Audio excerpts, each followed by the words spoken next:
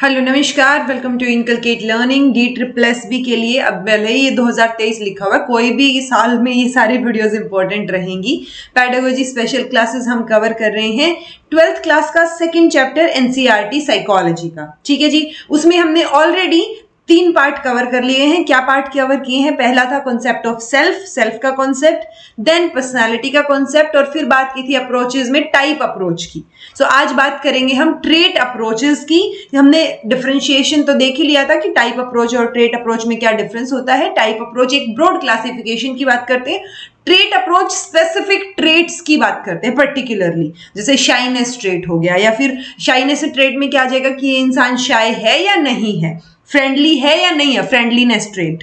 तो इस तरीके से स्पेसिफिक ट्रेट्स की बात होती है ट्रेट अप्रोचेस में। जिन जिन साइकोलॉजिस्ट को हम इनमें पढ़ेंगे वो ट्रेट थियरिस्ट भी बोले जाते हैं या ट्रेट साइकोलॉजिस्ट बोले जाते हैं। तो ये पता होनी चाहिए बेसिक टर्म्स आपको।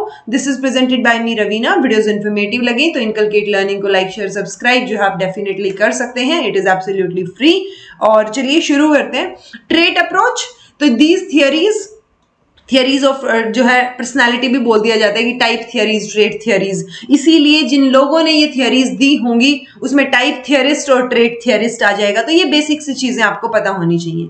सो मेनली कंसर्न है ये डिस्क्रिप्शन या फिर characterisation of basic component of personality. तो ये स्पेसिफिक कैरेक्टरिस्टिक या बेसिक कंपोनेंट के ऊपर बात करती है। ठीक है, ये बिल्डिंग ब्लॉक ढूंढने की कोशिश करती है पर्सनालिटी के बारे में। ह्यूमन बीइंग जो है वो डिस्प्ले करते हैं बहुत सारी वेरिएशंस या कैरेक्टरिस्टिक्स, बहुत सारी होती हैं उनमें। ठीक है, तो कई बार क्या होता है कि smaller number of personality traits को क्लब कर दिया जाए और फिर एक बड़ा ट्रेट बना दिया जाए, वो भी पॉसिबल है। तो ट्रेट अप्रोच जो है वो ज्यादातर सिमिलर है हमारे जो कॉमन एक्सपीरियंसेस, जैसे मैंने आपको फ्रेंडलीनेस या शाइनेस का बताया। Okay, so when we example दे रखा है, when we come to know that a person is sociable, यानी वो सोसाइटी में घुलना मिलना पसंद करते हैं, हम ये अज्यूम कर लेते हैं कि ही और she will not only be cooperative, friendly and helping, but उनका बिहेवियर जो है वो भी हमें एक अलग सा और चेंज एंगेजिंग नजर आएगा।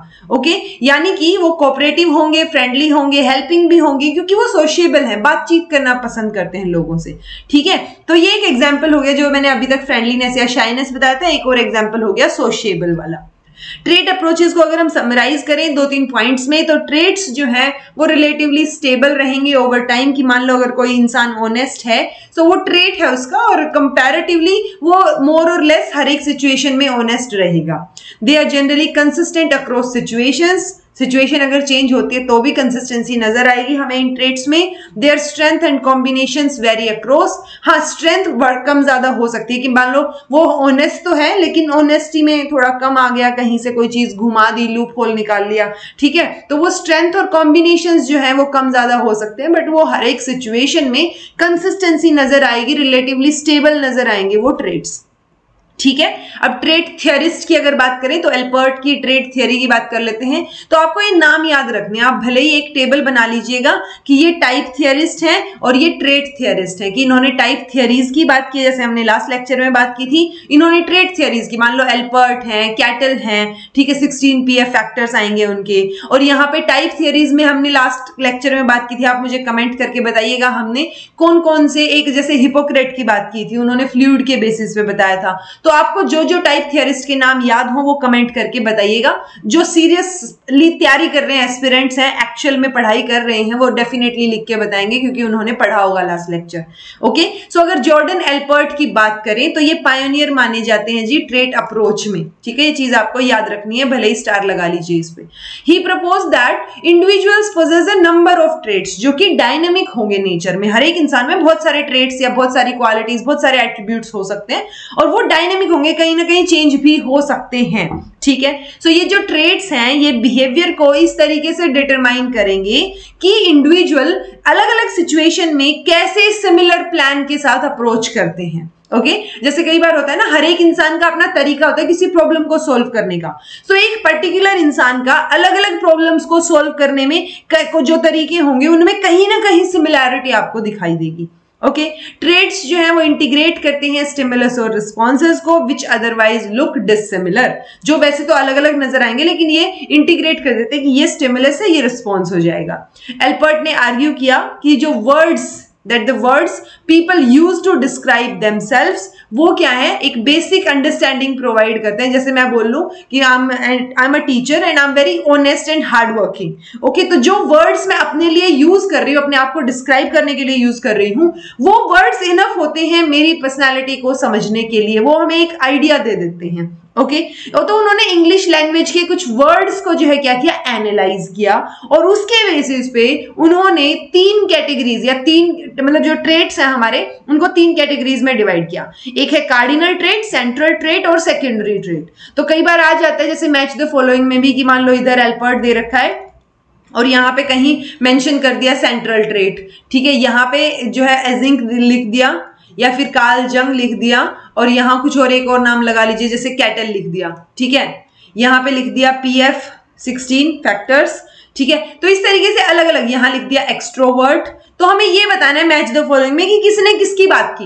तो एल्पर्ट ने किसकी बात की, सेंट्रल की। तो आपको ये तीनों नाम याद होने चाहिए, कार्डिनल ट्रेट, सेंट्रल ट्रेट और सेकेंडरी ट्रेट। अब ये होते क्या है, तो जो कार्डिनल ट्रेट्स है, सबसे पहले है नाम इनका, तो ये हाईली जनरलाइज्ड है, मतलब ये इंडिकेट करेंगे आपके गोल को कि लाइफ में इंसान क्या करना चाह रहा है, उसके अराउंड रिवॉल्व करते हुए मिलेंगे ये ट्रेट। जैसे महात्मा गांधी नॉन वायलेंट थे, लेकिन हिटलर जो है, हिटलर का जो नाजिज्म था, तो वो बेसिकली ज्यादा सपोर्ट करते थे वायलेंस को।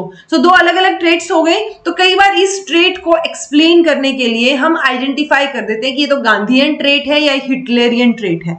तो वो चीजें बिल्कुल जो बेसिक है, जो गोल के अराउंड रिवॉल्व करती हैं, वो कार्डिनल ट्रेट होंगे। Less pervasive in effect but still quite generalised disposition, so ये इनसे थोड़े से कम लेवल पे आप लगा लीजिए, वो सेंट्रल ट्रेट होंगे। These traits are often used in writing a testimonial या जॉब रिकमेंडेशन कि आप सिंसियर हैं, वार्म हैं, कैसे आपकी पर्सनालिटी है, वो चीजें जब आप यूज कर रहे हैं तो ये लेस परवेसिव इफेक्ट इनका रहेगा, तो ये सेंट्रल ट्रेट्स होंगे। आप ये लगा के चलिए कि कार्डिनल ट्रेट्स सबसे बिगर वाले ट्रेट्स हो गए, जिसमें मेजर गोल के अराउंड चीजें रिवॉल्व कर रही हैं। सेंट्रल ट्रेट उससे कम जनरलाइज्ड हो गए, और सबसे उससे भी कम जनरलाइज्ड हो गए secondary traits, like you like mangoes, या यू प्रेफर एथनिक वियर और वेस्टर्न वियर। तो कुछ भी हो सकता है, तो ये रैंडम चीजें जो बहुत कम जनरलाइजेशन इनको मिलती है, ठीक है, तो ये सेकेंडरी ट्रेट होंगे जी। तो आपको ये कार्डिनल, सेंटर बीच में रहेगा, इसलिए ये याद रख सकते हैं आप, सेंट्रल ट्रेट्स और सेकेंडरी ट्रेट्स। तो CCS ये आपको याद होने चाहिए, एल्पर्ट ने दिए हैं जी। कैटल ने पर्सनालिटी फैक्टर्स की बात की, PF, तो इन्होंने 16 फैक्टर्स की बात की थी, तो PF 16 के नाम से भी जानते हैं, यानी 16 प्राइमरी या सोर्स ट्रेट की बात इन्होंने की थी। सो रेमंड कैटल नाम याद रखिएगा, और 16 फैक्टर्स इन्होंने दिए थे। इन्होंने बिलीव किया कि एक कॉमन स्ट्रक्चर होता है जिसके ऊपर लोग जो है वो डिफर होते हैं एक दूसरे से। स्ट्रक्चर सेम रहेगा बट उसमें लोग उनके, जैसे हमने पढ़ा था ना सत्व गुण या तमस रजस, वो जो चीजें पढ़ी थी, हमने ये बोला था कि तीनों होते हैं एक इंसान में, ऊपर नीचे हो सकते हैं, डोमिनेंस किसी की भी हो सकती है।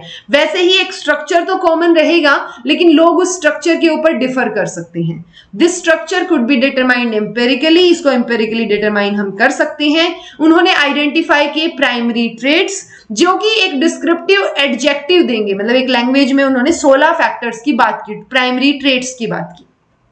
स्टैटिस्टिकल टेक्निक इन्होंने अपनाई, जिसको हम फैक्टर एनालिसिस बोलेंगे, कॉमन स्ट्रक्चर्स को डिस्कवर करने के लिए। तो फैक्टर एनालिसिस का यूज किसने किया, कैटल ने किया। 16 प्राइमरी फैक्टर्स हैं ये, और सोर्स ट्रेट्स जो है वो हमें पता है स्टेबल होते हैं, बिल्डिंग ब्लॉक की तरह कंसीडर किए जाते हैं। तो नंबर ऑफ, इन्होंने सरफेस ट्रेट की बात की, इन्होंने बोला कि सोर्स ट्रेट के साथ साथ सरफेस ट्रेट भी होते हैं। तो ये आपको याद रखना है कि सोर्स ट्रेट और सरफेस ट्रेट की बात किसने की, तो ये कैटल ने की। ओके, कैटल ने डिस्क्राइब किया कि source traits in terms of opposing tendencies. तो इन्होंने सोर्स ट्रेट्स बताए। यहाँ पे एक टेस्ट इन्होंने डेवलप किया जिसको 16 PF यानी 16 पर्सनालिटी फैक्टर क्वेश्चनएयर के नाम से जाना जाता है। ये पर्सनालिटी के असेसमेंट में हमें हेल्प करेगा।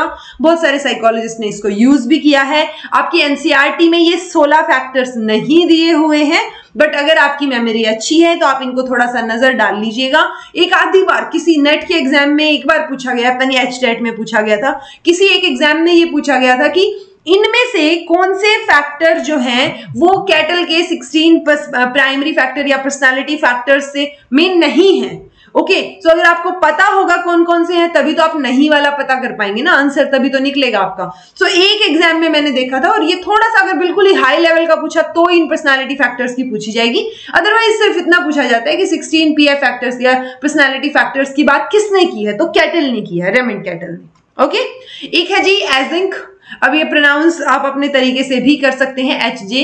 आइजेंक की थियरी है, इन्होंने प्रपोज की पर्सनालिटी, इन्होंने बोला कि 2 ब्रॉड डायमेंशन में हम चीजों को रिड्यूस कर सकते हैं, मतलब हम जैसे कैटल ने 16 की बात की, तो ये बोल रहे हैं कि बस 2 ही बहुत है, और वो 2 की क्या बात की इन्होंने, न्यूरोटिसिज्म और इमोशनल, मतलब ये अपोजिंग में बात की इन्होंने, ठीक है, न्यूरोटिसिज्म और इमोशनल स्टेबिलिटी, और दूसरा था एक्स्ट्रावर्जन वर्सेस इंट्रोवर्जन।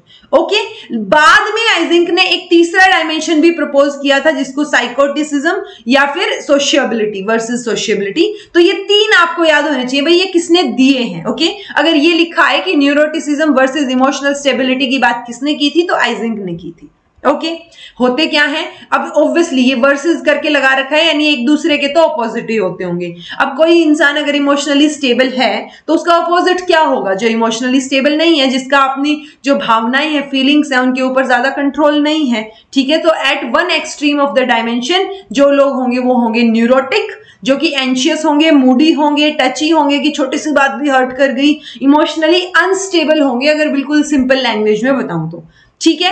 एक दूसरे उससे दूसरे एक्सट्रीम पे होंगे जो कि काम होंगे, इवन टेम्पर्ड होंगे, रिलायबल होंगे और कंट्रोल में रहेंगे, यानी खुद के इमोशंस उनके कंट्रोल में हैं, सो वो इमोशनल स्टेबिलिटी। तो अगर आपको न्यूरोटिसिज्म ना भी याद रहे, समझ ना आए क्या क्या मतलब है, तो आप ये लगा के चलिए इमोशनल स्टेबिलिटी, समझ आ रहा है ना। तो इमोशनल स्टेबिलिटी के ऑपोजिट क्या क्या कैरेक्टरिस्टिक होंगी, जो इमोशनली अनस्टेबल है, जो एकदम से ऐसे एंशियस हो जाते हैं, एंजाइटी हो जाती है जिनको, ठीक है, कंट्रोल खो देते हैं, गुस्सा आ जाता है, रेस्टलेसनेस होती है, सो वो सारी चीजें न्यूरोटिक में आ जाएंगी। ओके, देन है जी एक्स्ट्रावर्जन वर्सेस इंट्रोवर्जन। जैसे कार्ल जंग ने दिया था एक्सट्रोवर्ट इंट्रोवर्ट, वैसा सा ही है ये भी। It refers the degree to which people are socially outgoing और सोशली विड्रॉन, कि 2 एक्सट्रीम यहाँ पे हैं। एक्सट्रोवर्ट्स या जो एक्स्ट्रावर्जन है उसमें बात हो रही है कि जो सोशली आउटगोइंग है, सबसे बात करना पसंद करते हैं, कम्युनिकेट करना पसंद करते हैं, और इंट्रोवर्जन उसके ऑपोजिट हो गए, जो कि इंट्रोवर्ट है, बात करना नहीं पसंद करते, पैसिव हैं, चुपचाप रहेंगे, रिजर्व्ड हैं, वो रहेंगे इंट्रोवर्ट। तो एक्स्ट्रावर्जन वर्सेस इंट्रोवर्जन, ये 2 एक्सट्रीम्स हो गए। फिर इन्होंने तीसरा फैक्टर कुछ टाइम बाद लॉन्च किया, वो है साइकोटिसिज्म वर्सेस सोशियबिलिटी। तो सोशियबिलिटी तो हमें पता है ना कि जो बातचीत करना पसंद करें, ठीक है, जो मतलब एक होता है ना, एक तो होंगे कि बिल्कुल इगोइस्टिक हो, बात ही ना करना पसंद करते हो, एंटी सोशल हो, वो तो साइकोटिसिज्म होंगे। और अगर सोशियबिलिटी है यानी सोशल लेवल पे कहीं ना कहीं थोड़ी सी कैरेक्टरिस्टिक आप एक्सट्रोवर्ट से लगा सकते हैं कि जो बात करना पसंद करेंगे, इंटरेक्ट करना पसंद करेंगे, सो वो चीज इसके अंदर रहेगी। यानी किसी का अगर साइकोटिसिज्म का स्कोर हाई है तो वो इंसान एंटी सोशल, होस्टाइल, ईगोसेंट्रिक जो है वो होगा। आइजेंक ने पर्सनालिटी क्वेश्चनियर में एक टेस्ट जो है वो दिया, जो हमने 16 पीएफ क्वेश्चनियर की बात की, 16 पर्सनालिटी फैक्टर या प्राइमरी फैक्टर। तो इसमें इन्होंने चीजें बताई कि भाई ये फैक्टर्स हैं, ये कैटल ने दिए थे 16 पीएफ फैक्टर, मैं कंफ्यूज कर गई। तो इन्होंने भी एक पर्सनालिटी क्वेश्चनियर दिया जिससे आप जो है ये जो चीजें इन्होंने बात की, सोशियबिलिटी, साइकोटिसिज्म, न्यूरोटिसिज्म, तो इनकी जो बात की आप उनको क्या कर सकते हैं, पता कर सकते हैं, मेजर कर सकते हैं। 16 पीएफ कैटल के पास ही रहेगा, कैटल ने दिया है। ये कुछ एक चीजें जो है, ये हमने अब कौन कौन सी थियरीज पढ़ी, हमने एल्पर्ट पढ़ लिए, ठीक है, अभी जो ट्रेट थियरीज हम पढ़ रहे हैं, कैटल पढ़ लिए और हमने आइजेंक पढ़ लिए। तो एटलीस्ट ये 3 तो मेंशन है ना हमारे इसमें 12th की एनसीईआरटी में, ये तो बिल्कुल बेसिक है, ये तो आपको एटलीस्ट पता होने चाहिए कि ये ट्रेट थियरिस्ट हैं, टाइप थियरिस्ट मैंने आपको बताया था, आप मुझे कमेंट करके बताइएगा कौन कौन से हैं, सो वो एक बार बताइएगा, ठीक है। सो टाइप अप्रोच और ट्रेट अप्रोच दोनों इंपॉर्टेंट है, दोनों हमने बात कर ली है। फिर भी कुछ समझ नहीं आया हो तो कमेंट करके पूछ लीजिएगा। This was all about today, thank you so much for watching, be happy, keep smiling, subscribe to inculcate learning because it is absolutely free. तो फ्री में मैं इतना अच्छा मटेरियल प्रोवाइड करवा रही हूँ तो आप सब्सक्राइब तो कर ही सकते हैं। Okay, be happy and keep smiling and be consistent in your studies.